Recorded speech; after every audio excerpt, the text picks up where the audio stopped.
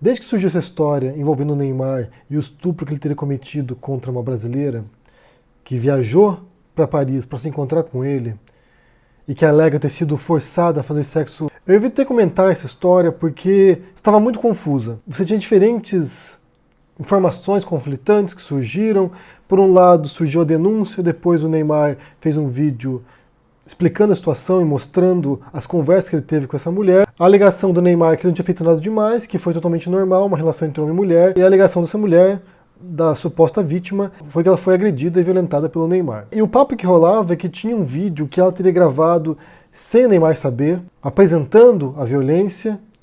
E ontem à noite surgiu um frame desse vídeo, uma imagem com o Neymar chutando a moça. E hoje de manhã esse vídeo estava disponível, um trecho dele de 1 minuto e pouco, que mostra uma cena um pouco diferente, ligeiramente diferente. Agora se espera que ela apresente para a polícia o vídeo integral, que tem 7 minutos ou mais, que mostraria toda a cena. Ela esteve falando com o Cabrini ontem, deu uma entrevista para o SBT, reforçando a história dela do abuso, da violência. E nesse tipo de história, como tem as diferentes posições, é muito difícil tecer um comentário preciso, porque, como se diz, né? Tem a verdade dela, tem a verdade do Neymar e tem a verdade verdadeira. A gente tem duas posições, duas versões completamente diferentes e aquilo que realmente aconteceu. E cabe à polícia investigar e descobrir isso. Como no vídeo mais cedo de hoje, o ônus da prova recai em quem acusa. Então, nesse caso, a vítima e o advogado dela tem que provar o caso, né? Provar a violência, demonstrar de maneira inequívoca que isso aconteceu. Mas, por outro lado, quando o Neymar vai e veicula as imagens, os nudes dessa moça, quando ele mostra a conversa no WhatsApp e mostra as fotos dela, ele cometeu um crime também. Então, para se proteger de uma acusação de um crime, ele vai e comete outro crime, que não é mais grave, mas também é muito grave. Mesmo se ele for inocente do estupro, ele será acusado de divulgar imagens íntimas da mulher sem o consentimento dela. Aparentemente, na cabeça do Neymar e do pai do Neymar, cometer um crime virtual, um crime de internet, a veiculação de imagens íntimas, é um crime menos grave do que o estupro. E nessa questão, nessa situação, a gente tem alguns pontos que eu quero abordar aqui e que tem a ver com esse dilema, né, com essa exposição pública dessas pessoas. Porque, por um lado, se o Neymar for inocente, a atitude dessa moça vai prejudicar outras vítimas reais de violência sexual, de abuso sexual. E se for verdade a história dela, e muita gente defendendo o Neymar, incluindo o próprio presidente da República, o que você vai ter mais uma vez é a criminalização da vítima, é de pôr a culpa na vítima. Ela quis ir lá, ela queria ter relações sexuais com o Neymar, e ela disse na entrevista para o Cabrini, ela se ofereceu para ele, e quando na hora do vamos ver, ela vai lá e dá para trás. Então ela atiçou, e quando ela disse não, daí o Neymar, em seu direito de homem, de macho, tinha todo o direito de fazer o que ele quisesse com ela. E não é bem assim. Na verdade, é bem longe de ser assim. A mulher tem o direito, em qualquer momento, numa relação íntima, de dizer que não quer. Inclusive pro próprio marido. Inclusive pro próprio namorado dela, pro parceiro frequente dela. Se você é casado e um dia sua esposa diz que não quer transar com você, você tem que aceitar e ficar quieto, e é isso. E vice-versa também. Você, como homem, também não é obrigado a transar com ninguém porque é sua esposa ou porque é sua namorada. Eu quero apresentar alguns dados aqui da ONU, do portal UN Women, e que fala sobre violência contra a mulher no mundo, né? Pra gente ter uma noção de como isso é grave, de como isso é sério, e de como para cada mulher que vem genuinamente apresentar uma queixa na polícia, divulgar um caso de violência sexual, existe muito mais mulheres, milhares de mulheres que não fazem isso, que têm vergonha. Porque sabem que, via de regra, a tendência é criminalizar a vítima. Estava com a saia curta demais, estava com a roupa provocativa demais, se ofereceu, estava bêbada. Então, há uma série de fatores que tendem a pôr a culpa nela. Por que você foi naquela rua aquela noite? Por que você foi naquele bar? Por que você estava com esse homem? Sendo que, na verdade, o respeito deveria partir do homem, inicialmente. Então, aqui, olha, alguns dados que a ONU apresenta. Estima-se que 35% das mulheres, no mundo inteiro, já vivenciaram tanto abuso sexual ou físico de parceiros íntimos ou de alguém que não era parceiro, em algum ponto em suas vidas. Em alguns países, em alguns estudos nacionais, demonstram que até 70% das mulheres vivenciaram violência física e sexual por parceiros. Em 2017, 87 mil mulheres foram mortas intencionalmente por parceiros íntimos ou familiares. E quando se fala em feminicídio, se tem essa ideia de mulheres que são mortas porque são mulheres geralmente por um parceiro, por um membro da família. 15 milhões de garotas e adolescentes no mundo, entre 15 e 19 anos, já tiveram que fazer sexo forçado. Na maioria dos casos, é pelo namorado, pelo parceiro sexual, pelo marido, porque algumas delas são forçadas a casar antes dos 18 anos. A partir de dados de 30 países, apenas 1% delas procura ajuda profissional.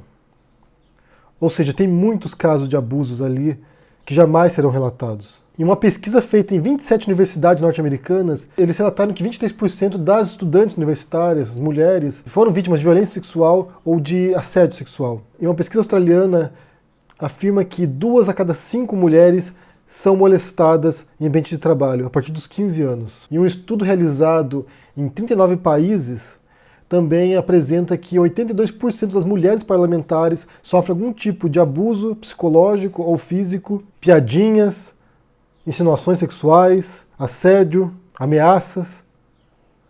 Ou seja, a questão da violência contra a mulher é disseminada, é no mundo inteiro. Há países mais machistas do que outros, isso é fato. Há países onde há maior igualdade entre os gêneros. Mas, no geral, as mulheres têm que confrontar um tipo de assédio, um tipo de violência cotidiana que nós, homens, não temos ideia. E que muitas vezes nós nem nos damos conta. O simples fato de ter tanta gente que avançou rapidamente para defender o Neymar, sem termos uma conclusão sobre esse assunto, sem termos informações precisas, já é um indício, já demonstra como a gente tende a acreditar mais no homem falando.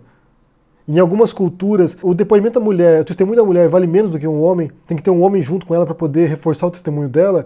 Isso demonstra como o que o homem diz tem muito mais peso do que o que a mulher diz. Ainda mais se for um homem poderoso, famoso, rico. Em 2017, um escândalo assolou Hollywood, que foi do produtor Harvey Weinstein, que era um dos produtores mais influentes de Hollywood, e uma série de denúncias de escândalos sexuais, de denúncias de estupro, circundaram essa figura. De pessoas que, durante muito tempo, foi obrigada a lidar com isso, a se submeter a esses abusos e ficar quieta. Porque essas mulheres tinham medo de que se elas reagissem, se elas denunciassem, se elas confrontassem uma figura poderosa como Harvey Weinstein, que elas nunca mais trabalhariam no cinema. E as primeiras mulheres que denunciaram esse produtor, elas abriram as comportas para que dezenas e centenas de outras mulheres da indústria de cinema hollywoodiana pudessem também se expressar e contar suas histórias.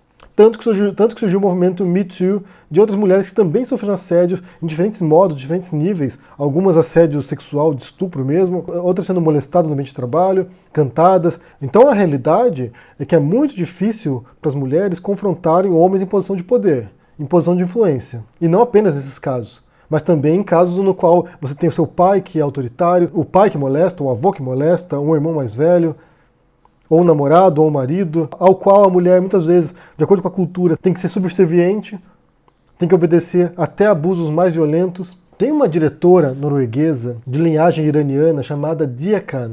E ela fez um documentário em 2012 chamado Banaz, A Love Story, que é Banaz, uma história de amor, que conta a história de uma jovem, que é essa Banaz, que foi obrigada a se casar quando era muito jovem, quando era muito nova. E esse relacionamento se tornou um relacionamento abusivo. O marido a espancava, o marido a violentava, e ela tenta fugir. Ela se apaixona por outro homem e ela tenta fugir. E a família dela, por causa de vergonha, porque vai ter uma filha que se separou do homem, a família dela vai lá e a mata. Esse documentário é chocante, é muito forte. Essa documentarista é excepcional, ela tem vários filmes muito bons mesmo, e esse filme é muito forte, porque você vê o impacto que essa cultura machista e patriarcal tem sobre as mulheres no mundo. Como isso afeta a vida da sua esposa, da sua mãe, a sua vida, se você for mulher, da sua filha. Como eu disse, muitas vezes nós homens não percebemos isso, não nos damos conta disso. De como diariamente as mulheres sofrem microagressões ou de fato são molestadas e sofrem violências piores. Nesse caso do Neymar em particular, como eu disse, a gente não pode emitir nenhum juízo de valor agora, porque a gente não tem as evidências suficientes para poder tecer uma conclusão sobre isso. E quem vai fazer isso é a polícia, a investigação, o tribunal. Porque se o Neymar for culpado dos 2 crimes que ele será acusado agora, que é de estupro e de divulgação de imagem íntima da mulher sem o consentimento dela, se ele for culpado e condenado por esses 2 crimes, ele tem que pagar, obviamente. Cometer um crime tem que pagar. Se ele for inocente, isso não pode permitir que as pessoas comecem a criminalizar outras vítimas.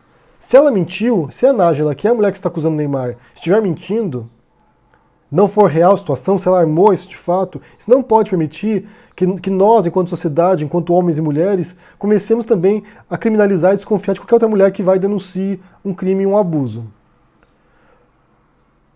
Porque para cada mulher que vai lá e mente um abuso, você tem dezenas de milhares que sofrem abuso em silêncio.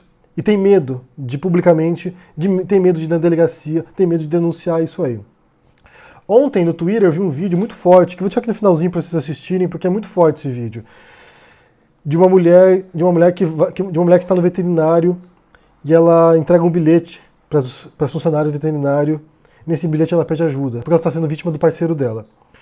Assistam esse vídeo, é forte, assistam esse vídeo e depois vocês me digam o que vocês pensam sobre isso. Porque cenas como essa desse vídeo no final aqui são muito mais comuns do que cenas de mulheres mentindo que foram abusadas. A gente vive num mundo machista. A gente vive num mundo onde os homens se sentem legitimados para molestar sexualmente as mulheres, estuprá-las, tratá-las como objetos. E inclusive há uma cultura muito tóxica na internet.